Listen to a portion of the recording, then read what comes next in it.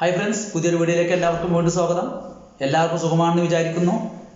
ഇന്ന് നമ്മൾ ചർച്ച ചെയ്യാൻ പോകുന്നത് കേരള സർക്കാരിൻ്റെ പുതിയൊരു പദ്ധതിയായ സ്ത്രീ സുരക്ഷാ പദ്ധതിയെക്കുറിച്ചാണ്. അപ്പോൾ നമുക്ക് ആർക്കൊക്കെ ഇതിൽ അപേക്ഷിക്കാൻ സാധിക്കും, അപേക്ഷിക്കാൻ വേണ്ട രേഖകൾ എന്തെല്ലാമാണ് എന്നുള്ള കാര്യത്തെക്കുറിച്ച് നമുക്കൊന്ന് ചർച്ച ചെയ്യാം. ആദ്യമായിട്ട് ഇതിനാർക്കൊക്കെ അപേക്ഷിക്കാമെന്ന് നമുക്ക് നോക്കാം.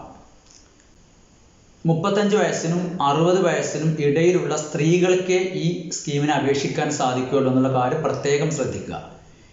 ഇനി റേഷൻ കാർഡ് ഏത് തരത്തിലുള്ളതായിരിക്കണം നമുക്ക് നോക്കാം.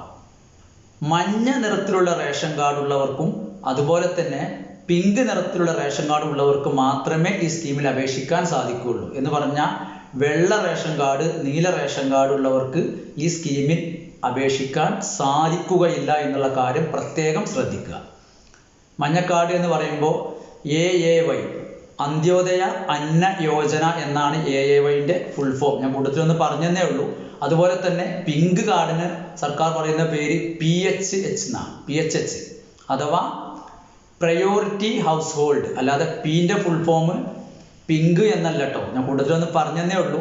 ഓക്കെ, അപ്പോൾ ഇക്കാര്യം പ്രത്യേകം ശ്രദ്ധിക്കുക. അപ്പോൾ ഏജ് ലിമിറ്റ് നമ്മൾ പറഞ്ഞു കഴിഞ്ഞു. 35-ൻ്റെയും 60-ൻ്റെയും ഇടയിലുള്ള സ്ത്രീകൾക്ക് ഈ സ്കീമിൽ അപേക്ഷിക്കാൻ പറ്റുള്ളൂ എന്ന് നമുക്ക് മനസ്സിലായി. പിന്നെ റേഷൻ കാർഡിൻ്റെ തരം ഞാൻ പറഞ്ഞു കഴിഞ്ഞു.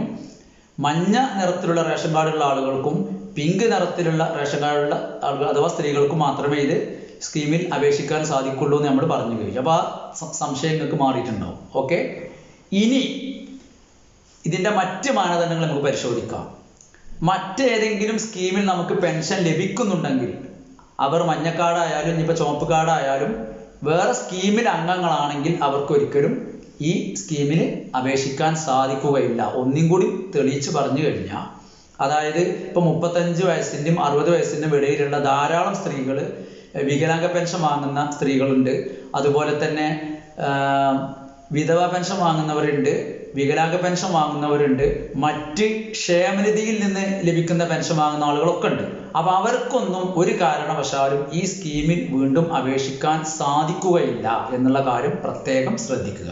എന്ന് പറഞ്ഞാൽ നമുക്ക് ഒരു സമയത്ത് സർക്കാരിൽ നിന്നും ഒരു പെൻഷനെ നമുക്ക് വാങ്ങാൻ കഴിയുള്ളൂ എന്ന് ചുരുക്കം. ഓക്കെ, അപ്പോൾ സംശയം ശരിയായില്ലേ? മനസ്സിലായല്ലോ? ഇനി നമ്മൾ മനസ്സിലാക്കേണ്ട മറ്റൊരു കാര്യം, ഇപ്പോൾ മഞ്ഞ കാർഡുള്ള അല്ലെങ്കിൽ ചുവപ്പ് കാർഡുള്ള ഒരാൾ ഇതിന് സ്ത്രീ അല്ലെങ്കിൽ അപേക്ഷ കൊടുത്ത് നമ്മൾ പെൻഷനൊക്കെ വാങ്ങൽ തുടങ്ങി. പക്ഷേ നമുക്കറിയാം മഞ്ഞ കാർഡ് കിട്ടണമെങ്കിലും പിങ്ക് കാർഡ് കിട്ടണമെങ്കിലൊക്കെ എന്ത് വേണം? അതിന് കുറേ മാനദണ്ഡങ്ങൾ വേറെ ഉണ്ട്. അപ്പോൾ ആ മാനദണ്ഡങ്ങൾ പാലിച്ചുകൊണ്ടാണ് സർക്കാർ ഇത്തരം റേഷൻ കാർഡുകൾ നമുക്ക് അനുവദിക്കുന്നത്. അപ്പോൾ ആ സ്കീമിൽ നിന്നോ അഥവാ നിങ്ങളെ റേഷൻ കാർഡ് മഞ്ഞയിൽ നിന്നോ പിങ്ക് റേഷൻ കാർഡിൽ നിന്നോ നിങ്ങൾ തരം മാറിപ്പോയാൽ, അഥവാ നിങ്ങൾ വീട്ടിൽ വാഹനം വാങ്ങി നിങ്ങൾ വീട് മോൾക്കൊക്കെ എടുത്ത് സ്ക്വയർ ഫീറ്റ് കൂടുമ്പോൾ നമ്മളിന്ന് ഔട്ടായി പോകും. അപ്പോൾ ഈ റേഷൻ കാർഡിൽ നിന്ന് തരം മാറും. വെള്ളയോ നീലയിലേക്കോ മാറിക്കഴിഞ്ഞാൽ നിങ്ങൾ ഈ സ്കീമിൽ നിന്നും പുറത്തു പോകുന്നതാണ്. അപ്പോൾ ആ വിവരം നമ്മൾ സർക്കാരിനെ അറിയിച്ച് നമ്മളതിന് അർഹനല്ല എന്ന് നമ്മളെ ധരിപ്പിക്കണം. ഇൻ കേസ് അങ്ങനെ നമ്മൾ ചെയ്തു കഴിഞ്ഞാൽ അതിൽ പറയുന്നത് നമ്മൾ എത്ര പ്രാവശ്യം പെൻഷൻ വാങ്ങി അത് 18% പലിശയിൽ തിരിച്ചു പിടിക്കുന്ന, അത് ഇതിന് മാത്രമല്ല, സർക്കാരിൻ്റെ എല്ലാ സ്കീമുകളും അങ്ങനെ തന്നെയാണ്. നമ്മൾ എന്തെങ്കിലും തെറ്റ് ചെയ്തു കഴിഞ്ഞാൽ അത് നമ്മൾ നഷ്ടപരിഹാരം സഹിതം തിരിച്ചു കൊടുക്കേണ്ടി വരും. ആ കാര്യം പ്രത്യേകം ശ്രദ്ധിക്കുക. അതിൻ്റെ കൂട്ടത്തിലൊന്ന് സൂചിപ്പിച്ചു എന്നേ ഉള്ളൂ. ഓക്കെ, അതാണ് ഇതിൽ പറയാനുള്ള മറ്റൊരു കാര്യം. ഇനി നമുക്ക് ഇതിനെ അപേക്ഷിക്കാൻ എന്തൊക്കെ രേഖകൾ വേണ്ടത് നമുക്ക് നോക്കാം. ആദ്യമായിട്ട് വേണ്ടത് ആധാർ കാർഡ് തന്നെയാണ്.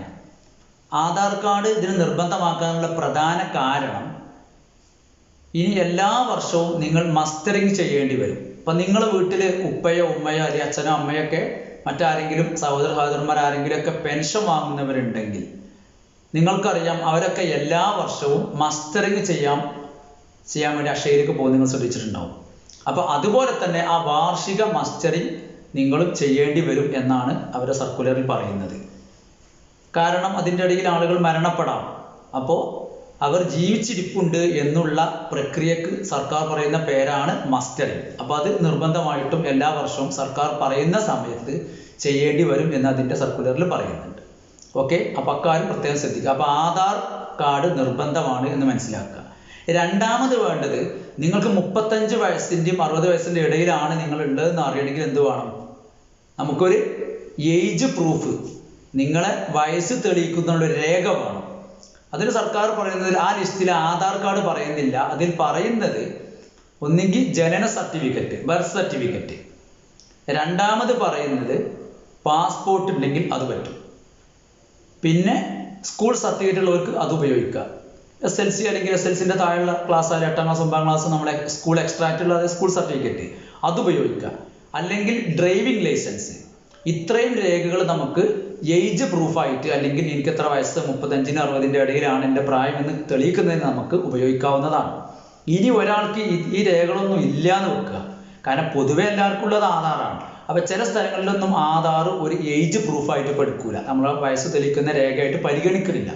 അപ്പോൾ അത്തരം സന്ദർഭങ്ങളിൽ നമ്മൾ ചെയ്യേണ്ടത്, എനിക്ക് വയസ്സ് തെളിയിക്കാൻ ഒരു രേഖയും ഇല്ല എന്നുള്ളത് നമ്മൾ ഒരു ഗവൺമെൻറ് ഡോക്ടറെ അടുത്ത് പോയിട്ട് ഏജ് സർട്ടിഫിക്കറ്റ് ഉണ്ടാക്കി കൊടുത്താൽ അത് ഇതിൽ ഉപയോഗിക്കാവുന്നതാണ്.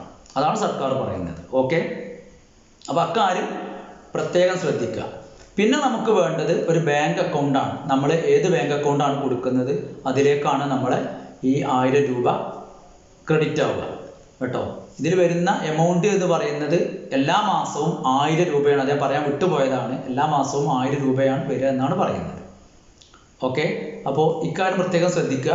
അപ്പോൾ അപേക്ഷിക്കാൻ ഇപ്പോൾ സാധ്യമാണോ എന്നുള്ളതാണ് അടുത്ത ചോദ്യം. സംശയം അപേക്ഷിക്കൽ തുടങ്ങിയെന്നായിരിക്കും പലർക്കും സംശയം. ഞാൻ വീഡിയോ ഇപ്പോൾ ചെയ്യുന്നത് 22/12/2025 തിങ്കളാഴ്ച ഇന്ന് പറയാം. അപ്പോൾ ഈ സമയം വരെ അപേക്ഷിക്കാൻ ഓൺലൈൻ സാധിക്കുന്നില്ല. അതിലവിടെ അപേക്ഷിക്കാനുള്ള ലിങ്ക് വന്ന് കിടക്കുന്നുണ്ട്.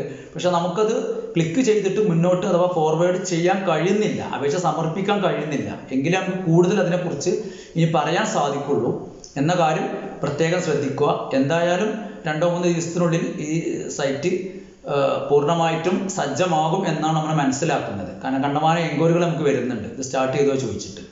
അപ്പോൾ ഇത്രയും കാര്യങ്ങളാണ് ഇതിനെക്കുറിച്ച് നമുക്ക് ആധികാരികമായിട്ട് പറയാൻ കഴിയുള്ളൂ. ഇനി ഇത് സ്റ്റാർട്ട് ചെയ്താൽ ഇതിൽ എന്തൊക്കെ കാര്യങ്ങളുണ്ടെന്ന് കൂടുതൽ നമുക്ക് പറയാൻ പറ്റുള്ളൂ. അപ്പോൾ കൂടുതൽ അറിയുന്നതിനനുസരിച്ച് ഞാൻ എൻ്റെ ചാനലിലൂടെ നിങ്ങളെ അറിയിക്കുന്നതായിരിക്കും. അതിന് നിങ്ങൾ എൻ്റെ ചാനൽ സബ്സ്ക്രൈബ് ചെയ്യുക, മറ്റുള്ളവർക്ക് ഷെയർ ചെയ്ത് കൊടുക്കുക. നിങ്ങൾക്ക് ഉപകാരപ്രദമായ മറ്റൊരു വീഡിയോയുമായി ഞാൻ വീണ്ടും വരും. അതുവരെ now Salam tech signing out. Thank you.